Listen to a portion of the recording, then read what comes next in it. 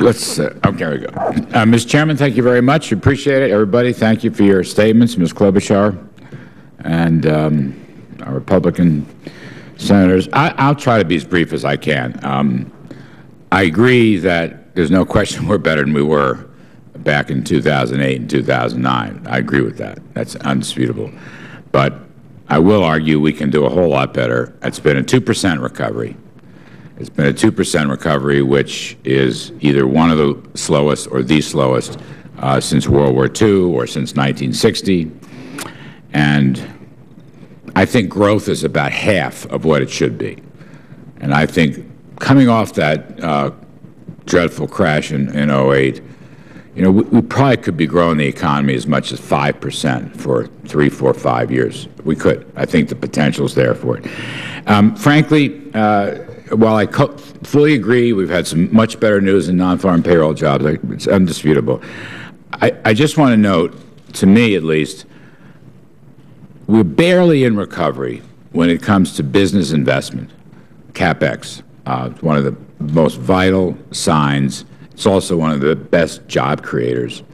And this is the reason that I have been crusading and campaigning for significant corporate tax reduction and reform. I don't know that that would solve all the problems, but I think it would solve a lot of the problems.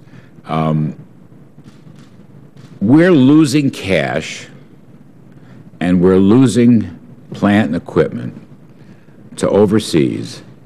I hate to see it, but the reality is these firms have to function to the best return of their shareholders after tax. And so if you have the highest tax rate, highest business tax rate among the leading countries in the world, you're going to lose. We're not hospitable. Our firms are leaving. You see it in the front page this morning. Another pharmaceutical company wants a merger in order to relocate. I guess it's Ireland. Losing tech companies to Ireland, farmers. So my point is a simple one. I'd like to, at some point down the road, frankly, I'd like to abolish the corporate tax in its entirety. I've seen a lot of work done on this.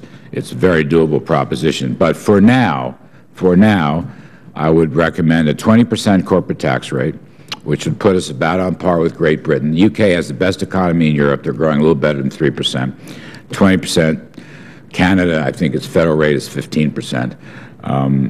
That's where I would go. And I also would have full cash expensing, full immediate write-offs for cash expensing.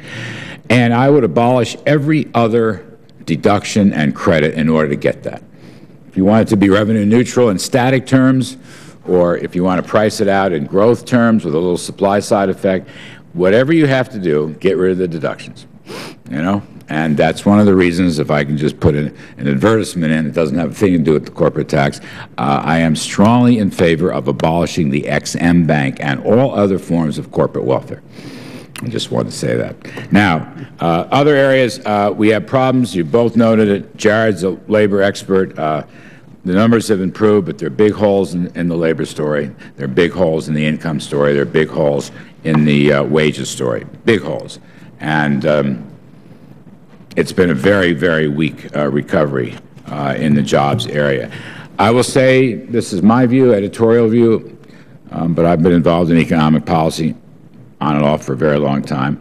I believe that the government spending stimulus from the Federal Government and the monetary stimulus from the Federal Reserve failed.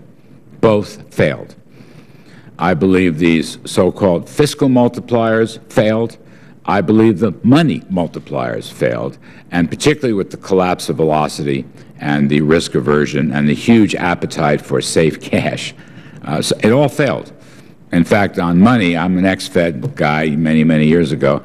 If you look at the M2 money supply, it hasn't changed. It's been growing at 6.5% of this whole period, even though the Fed's balance sheet, the monetary base, has increased by over $3 trillion. So I believe we would have been better off not intervening. I think the economy would have recovered faster. Now, recent year or so, we've had some increases in tax rates, and there are more to come, and that's not going to help the story either. I'm a guy who believes in monetary rules. John Taylor was just down here, professor at Stanford, good friend of mine. I think the Taylor rule would be better for the Fed. I think the Fed should watch market prices, such as commodities and gold and the Treasury yield curve and the exchange rate of the dollar. I think they would do a lot better. I agree with Professor Casey Mulligan of Chicago that redistributionism has contributed to this recession. I'm in favor of a safety net, always have been. But I think the widening of eligibility under Mr. Bush and Mr. Obama has created incentives not to work.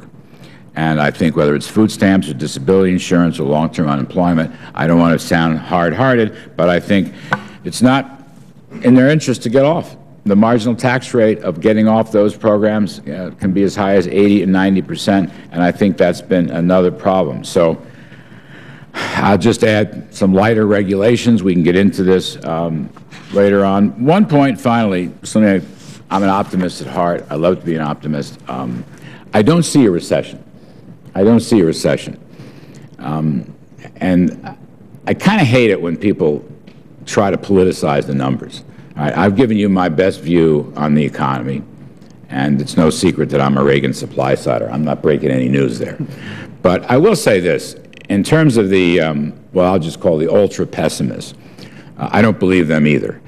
To me, when you see a positive yield curve in the Treasury market, that signals continued expansion, albeit slow or moderate. We have never had a recession without a negative yield curve. And I just put that to the committee. I think it's a very important point. Secondly, we've had good news on the stock market, good news on corporate profits, and I don't see a stock market bubble. In fact, I don't see any bubbles right now. In fact, I think bubbles are the last thing we should worry about. The generals always fight the last war. It's a very strange thing. That's true in the military, and I think it's true in economic policy making, and I know it's true at the Federal Reserve. So in that sense, I am somewhat optimistic, but I would just say to you, you cut corporate tax rates and raise the value of the dollar about 10%, lower tax rates, stronger dollar, you can raise this growth rate. And it can happen overnight, and people will start taking risks, and money will come back to the United States. And we can expand jobs, capital spending, investment, and all the rest of it. Thank you. Sorry I went on a bit too long.